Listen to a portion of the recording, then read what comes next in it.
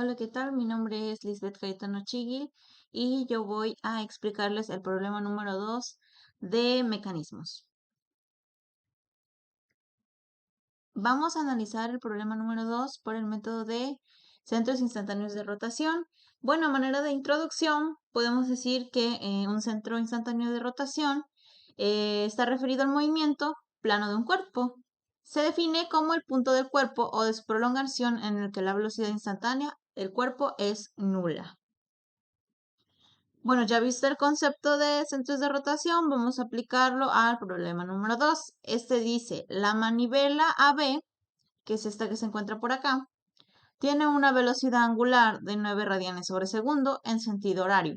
Calcula la velocidad en los puntos B y C y la velocidad angular de BC y de CD. Entonces, también nos dan unos datos que tenemos que tener en cuenta, que son las medidas de los eslabones. En este caso, del eslabón AB, que mide 70 centímetros, el eslabón BC, que mide 80 centímetros, y una distancia extra que es entre el punto C y el punto F, que es como una línea auxiliar. Esa distancia mide 30 centímetros y también a manera de medida auxiliar tenemos la de A y E, que es de 40 centímetros. Bien, analizando el problema, vamos a aplicar la fórmula que dice que un centro de rotación va a ser igual al número de eslabones del mecanismo que se está analizando, multiplicado por el número de los eslabones menos 1 dividido 2. Entonces, con esta fórmula básicamente vamos a encontrar todos los posibles centros que tiene este mecanismo, ¿sí? Bueno, entonces, según la fórmula, dice que este mecanismo de 4 barras debe tener 6 centros de rotación. Entonces, ya sabiendo esto, vamos a proceder a encontrarlos. Como podemos ver, aquí podemos encontrar nuestro mecanismo de 4 barras. Entonces, tenemos que considerar que los eslabones A y D son fijos. También vamos a poder trazar nuestras figuras a partir de un círculo. ¿Y esto cómo se hace? Bueno, en un mecanismo siempre va a haber centros instantáneos que van a ser visibles, es decir, que los vamos a poder encontrar a simple vista. En este caso, los centros instantáneos que se encuentran a simple vista son el 1,4, el 3,4, el 2,3 y el 1,2. ¿Esto por qué? Bueno, porque básicamente son los nodos del mecanismo, es decir, los podemos notar siempre. La nomenclatura se debe a los eslabones que está uniendo ese centro. En este caso, se llama centro 1,4 porque está conectando el eslabón fijo, que es el número 1, y el eslabón número 4. Entonces, por eso es la nomenclatura. Entonces, para proseguir con el procedimiento de centros instantáneos, como ya tenemos el nodo 1,4, entonces trazamos una línea continua entre el número 1 y el 4. Esto en el círculo. Entonces, si tenemos el centro 1,2, vamos a unir el punto número 1 con el punto número 2 dentro del círculo. También tenemos el centro 2,3. Entonces vamos a trazar otra línea continua entre el punto 2 y el punto 3 dentro del círculo. Y también tenemos el centro 3,4. Entonces trazamos la línea entre el 3 y el 4 y se forma un cuadrado.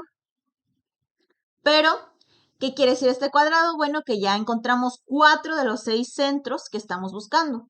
Entonces, ¿cómo vamos a encontrar los 2 centros restantes? Bueno, pues entonces, como ya tenemos un cuadrado aquí adentro, ese cuadrado nos va a servir como camino, como guía, para poder encontrar los otros centros. Entonces, decimos que para calcular el centro 2,4, que es esta línea que hace una diagonal entre el cuadrado y lo divide en dos triángulos, vamos a decir que vamos a tener dos caminos para poder llegar al mismo punto. ¿Cómo lo vamos a hacer? Bueno, pues vamos a ir desde el punto 1, 2, que es este, y el punto 1, 4, este triángulo, es decir. ¿Para qué? Para encontrar esta diagonal que se encuentra aquí, el 2, 4. Ese es un camino. Pero también podemos llegar entre el 2 y el 3 y el 3 y el 4. Entonces, esto nos va a servir para trazar el otro centro. Quiere decir entonces que tenemos que unir el centro 1,2 y el centro 1,4 y vamos a trazar una línea recta. Entonces, aquí tenemos el centro 1,2 y el centro 1,4. Trazamos una línea recta.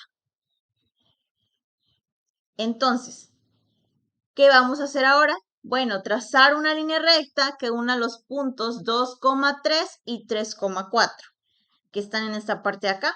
Entonces, trazamos una línea.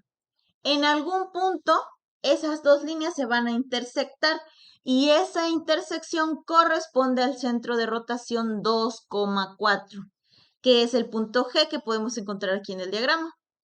Entonces, vamos a repetir el procedimiento para encontrar el centro de rotación 1,3, que para eso tenemos que pasar por el centro 1, 2 y el 2, 3. 1, 2, 2, 3. Es este triángulo. Y para encontrar otro camino sería el 1, 4 y el 3, 4, este que está por acá.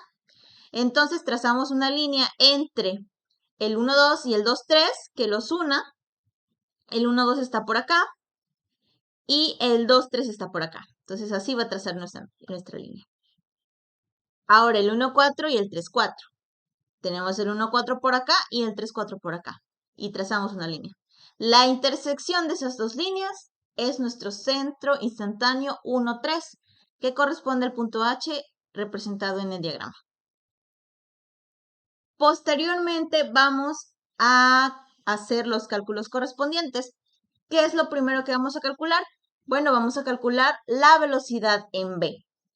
¿Cómo calculamos la velocidad en B? Bueno, pues necesitamos la velocidad angular del eslabón AB y la distancia AB. Entonces, nos regresamos al problema y nos dice que la velocidad angular de la manivela AB corresponde a 9 radianes por segundo. Y también necesitamos la distancia AB, que en este caso es de 70 centímetros. Nos regresamos. Entonces, sustituyendo tenemos que 9 radianes por segundo multiplicado por 70 centímetros nos va a dar la velocidad en B, que es de 630 centímetros sobre segundo. Y ese es el inciso A. Ahora, para obtener la velocidad angular BC, necesitamos hacer ciertos cálculos. Bueno, ¿y cómo vamos a hacer? Bueno, observando nuestro diagrama, tenemos que el eslabón BC está en esta parte de aquí. Entonces, ¿qué vamos a hacer? Bueno, pues simple y sencillamente tenemos que hacer un análisis. ¿Esto por qué? Bueno, porque resulta que nuestro centro instantáneo representado por la letra H, es decir, el 1,3, está relacionando a estos dos centros, a estos dos nodos, como lo querramos ver. Entonces, ¿qué quiere decir? Que la velocidad angular en el eslabón BC va a ser la misma en cualquiera de estos puntos. Entonces, ¿qué vamos a hacer? Pues vamos a encontrar las medidas del triángulo. Para eso tenemos que apoyarnos en todos los datos que nos da el problema. Tenemos que tener en cuenta que nos dan las medidas de AB, de BC, de CF y de AE. Entonces, bueno, tenemos aquí la medida de BC, que es de 80 centímetros. tenemos la medida de CF, que es de 30 centímetros. Tenemos la medida de AE, que es de 40 centímetros. La medida de ED, que es de 110 centímetros. Y por lo tanto la medida de FD es de 110 centímetros. Bueno, ¿qué vamos a hacer? Bueno, pues vamos a trazar nuestros triángulos que nos van a servir como apoyo, que en este caso es el triángulo 1 y el triángulo 2. Esto nos van a ayudar para hacer los cálculos que vienen a continuación. Bueno, aquí ya como seccionamos los triángulos, vamos a trabajar primero con el triángulo 1, que es este, que tiene medidas de 40 centímetros y 110 centímetros. Entonces, ¿qué vamos a calcular en este triángulo? Pues vamos a calcular el lado más largo, que en este caso es la hipotenusa, porque es un triángulo rectángulo, como lo podemos ver aquí, con este ángulo de 90 grados. Entonces, sabemos que para calcular la hipotenusa de un triángulo rectángulo, recurrimos al teorema de Pitágoras, que nos dice que c al cuadrado es igual al cuadrado más b al cuadrado. Entonces, efectuando los cálculos correspondientes, tenemos que C va a ser igual a 110 centímetros. ¿Sí? Entonces, este es un dato que ya acabamos de encontrar y que nos va a servir más adelante. Bien, ahora, siguiendo con el triángulo 1, podemos ver que vamos a aplicar la ley de cosenos. ¿Esto para qué? Para poder encontrar los ángulos de este triángulo, ya que solo contamos con uno, que es el de 90 grados. Entonces, ¿por qué recurrimos a la ley de cosenos? Bueno, porque en la ley de cosenos nos dice que es aplicable cuando tenemos las tres medidas de un triángulo. Bueno, entonces tenemos que b al cuadrado va a ser igual a al cuadrado más c al cuadrado menos 2ac coseno b. Entonces, efectuando operaciones algebraicas, vamos a obtener que b va a ser igual al coseno a la menos 1 de b al cuadrado menos a al cuadrado menos c al cuadrado sobre menos 2ac.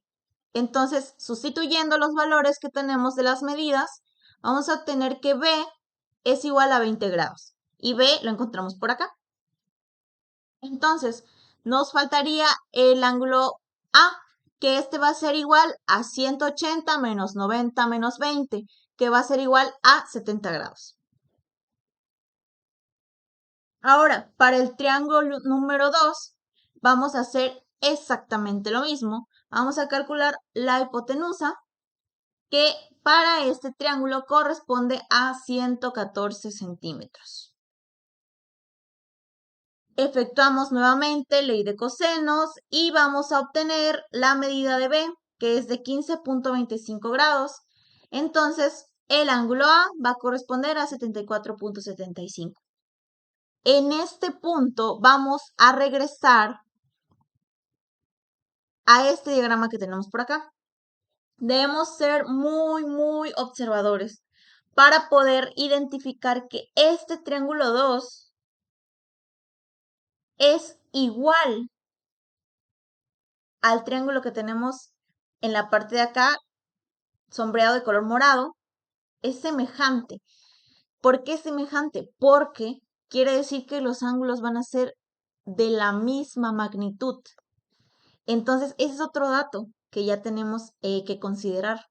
¿Sí? No va a ser igual en medidas, pero sí va a ser igual en ángulos. Sus ángulos van a ser los mismos. Entonces, como ya calculamos los ángulos de este triángulo 2, vamos a poder calcular los ángulos de este triángulo de acá. Aquí los podemos ver, 15.25, 74.75 y 90 grados. Y ya con esto vamos a poder calcular las medidas que realmente nos importan. ¿Cuáles son? RB y RC. Ya teniendo los ángulos, vamos a poder calcular las medidas por medio de la ley de senos, debido a que la ley de senos nos apoya cuando tenemos, en este caso, los tres ángulos correspondientes de un triángulo. Entonces, efectuando las operaciones, y ya sabemos que la ley de seno nos dice que A sobre seno de A igual a B sobre seno de B igual a C sobre seno de C, nos va a ayudar a efectuar nuestras operaciones. Entonces, tenemos que al final RB va a resultar una medida de 293.43 centímetros. Y para RC van a ser 304.14 centímetros. Entonces, estos datos nos van a servir para calcular las velocidades en C y la velocidad angular en BC, que es lo que estábamos buscando. Entonces, la fórmula para calcular la velocidad angular de BC tenemos que es igual a la velocidad en B, que la calculamos inicialmente, sobre RB, que es igual a 293.43 centímetros, que lo acabamos de calcular hace un momento. Entonces, efectuando las operaciones, tenemos que la velocidad angular en el eslabón BC es igual a 2.14 radianes por segundo. Y para la velocidad en C, esto es igual a la velocidad en B igual a la velocidad en C por RC. Esto vamos a sustituir el valor de la velocidad angular en BC, que es de 2.14 radianes por segundo, multiplicado por la distancia C, que es de 304.14 centímetros. Entonces tenemos que la velocidad en C es de 650.85 centímetros por segundo. Y a este punto vamos a calcular la velocidad angular en el eslabón CD, que sería el último paso a realizar. Entonces, la velocidad angular en el eslabón CD es igual a la velocidad en C dividido RCD, que RCD es la distancia de la hipotenusa de este triángulo que calculamos. Entonces, la velocidad en C es de 650.85 centímetros por segundo y se divide entre los 114 centímetros. Esto nos va a dar una velocidad angular en el eslabón CD de 5.7 radianes por segundo. Y eso es todo por hoy. Les agradezco su atención.